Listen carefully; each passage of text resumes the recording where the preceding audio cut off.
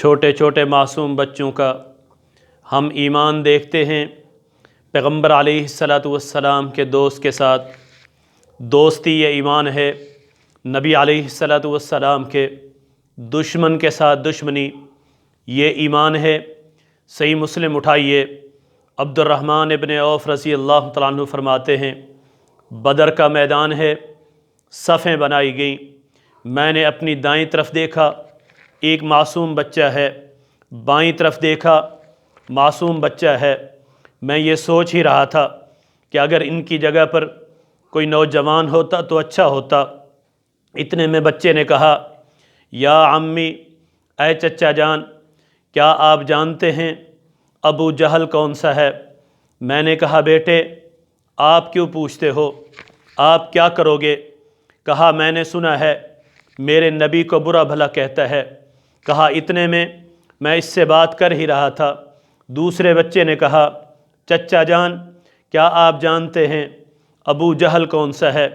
کہا میں نے اشارہ کیا، اتنے میں کیا دیکھتا ہوں اس کی گردن کو تن سے جدا کر چکے تھے۔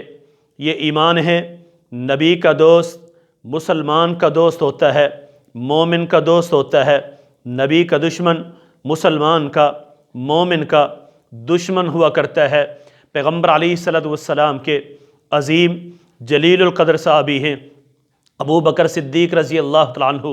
بدر کی جنگ ختم ہوتی ہے، بیٹا کہنے لگا بابا جان کیا آپ کو معلوم ہے آپ دوران جنگ میری تلوار کے نیچے آئے، میں نے آپ کو باپ سمجھ کے چھوڑ دیا۔ نبی علیہ الصلاۃ والسلام کے یہ عظیم صحابی کہتے ہیں بیٹے اگر تو میری تلوار کے نیچے آتا تو میں تجھے نبی کا دشمن سمجھ کے کاٹ دیتا۔ یہ ایمان ہے، یہ تقوی ہے، یہ پیغمبر علیہ الصلاۃ والسلام کا جو امت پر حق ہے اس حق کو ادا کیا جا رہا ہے۔ حضرت عمر رضی اللہ تعالیٰ عنہ، صحیح بخاری صحیح مسلم اٹھائیے، یہ بات پھیل گئی کہ اللہ کے نبی صلی اللہ علیہ وسلم نے اپنی تمام بیویوں کو طلاق دے دی ہے۔ فاروق اعظم رضی اللہ تعالیٰ عنہ آتے ہیں، صحابہ مسجد میں جمع ہیں، بیٹھے ہوئے رو رہے ہیں، میرے نبی صلی اللہ علیہ وسلم کسی کو اندر آنے کی اجازت نہیں دے رہے۔ اس موقع پر فاروق اعظم رضی اللہ تعالیٰ عنہ نے اجازت لی، اندر گئے، پھر یہ کہا تھا کہ شاید اللہ کے نبی صلی اللہ علیہ وسلم یہ سمجھ رہے ہوں گے کہ میں حضرت حفصہ کی سفارش کرنے کے لیے آیا ہوں، لیکن یاد رکھو اگر نبی کا حکم ہو تو میں اپنی بیٹی کی گردن بھی اڑا دوں۔ ام حبیبہ رضی اللہ تعالیٰ عنہ، باپ ابو سفیان ملنے کے لیے آتا ہے، اس وقت تک ابو سفیان رضی اللہ تعالیٰ عنہ نے کلمہ نہیں پڑھا، کلمہ پڑھ کے مسلمان نہ ہوئے تھے، فوراً بستر کو لپیٹ دیا۔ اس نے کہا کیا میں اس قابل نہیں ہوں کہ نبی کے بستر پر بیٹھ سکوں؟ انہوں نے کہا انت مشرک نجس، تو مشرک ہے، تو پلید ہے، پاک باز ہستی کے پاکیزہ بستر پر تجھے بیٹھنے کی اجازت نہیں ہے۔ یاد رکھو جو نبی کا دوست ہے وہ ان کا دوست ہے، جو نبی کا دشمن ہے وہ ان کا دشمن ہے۔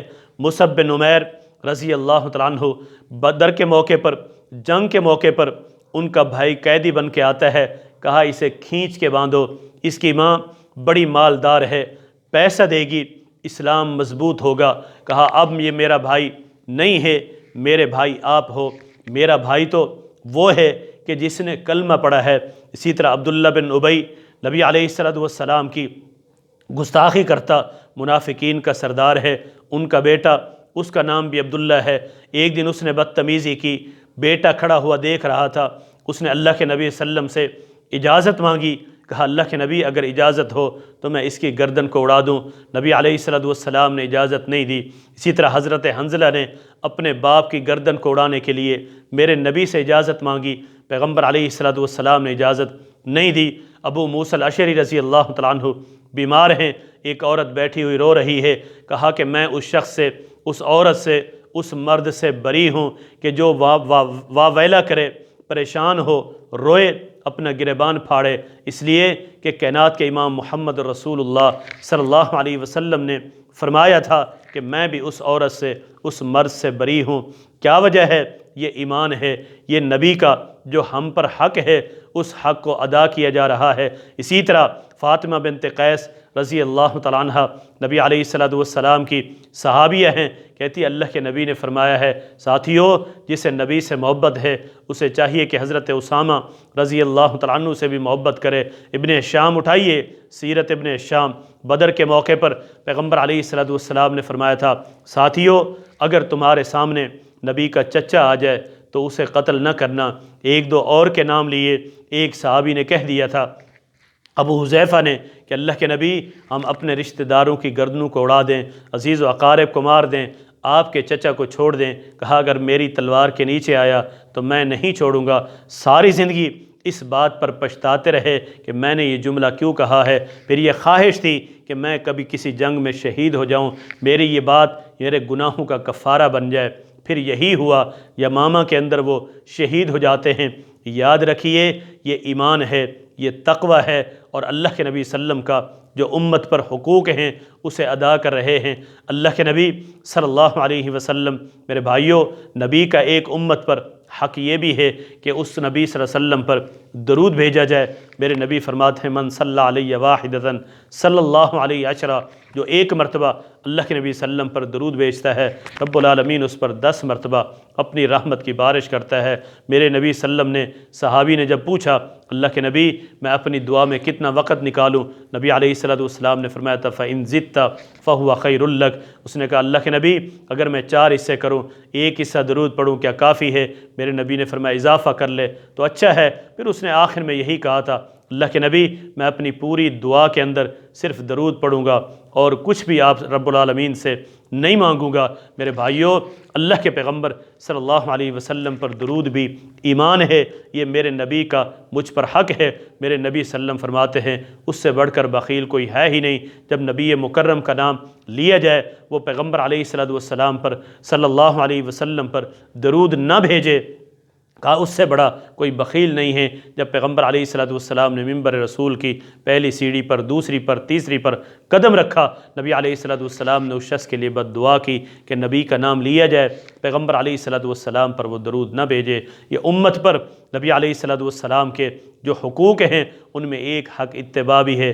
ہم صحابہ کو دیکھتے ہیں، حدیث میں آتا ہے گھریلو گدھے کا گوشت پکا رہے تھے، کھا رہے تھے، ہانڈیاں ابل رہی تھیں۔ جب یہ حکم دیا گیا کہ ساتھیو یہ حرام ہو چکا، سب نے اپنی ہانڈیاں اڈیل دیں، ختم کر دیں، گرا دیں۔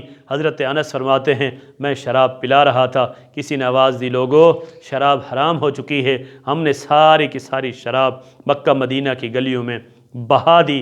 یاد رکھو نماز کی حالت میں حکم ہوا کہ اللہ کے نبی صلی اللہ علیہ وسلم پر یہ آیت نازل ہوتی ہے قبلہ تبدیل ہو چکا ہے، نماز کی حالت میں گھوم جاتے ہیں، یہ میرے نبی کا حق ہے۔ میرے بھائیوں یاد رکھیے حاتب بن ابی بلتہ انہوں نے جاسوسی کا، صحیح بخاری اٹھائیے، خط لکھا ہے مشرکین مکہ کو۔ اللہ کے نبی صلی اللہ علیہ وسلم نے 3-4 صحابہ کو بھیجا، ان میں ایک حضرت علی رضی اللہ تعالیٰ عنہ ہیں، حضرت زبیر ہیں۔ انہوں نے جا کر کہا، جب اس عورت نے کہا میرے پاس کوئی خط نہیں ہے، کہا ہمارا یہ ایمان ہے، ہمارا یہ ایمان ہے اور اتباع ہے، نظریہ ہے، ساری کائنات کی بات غلط ہو سکتی ہے، میرے نبی کی بات غلط ہو ہی نہیں سکتی۔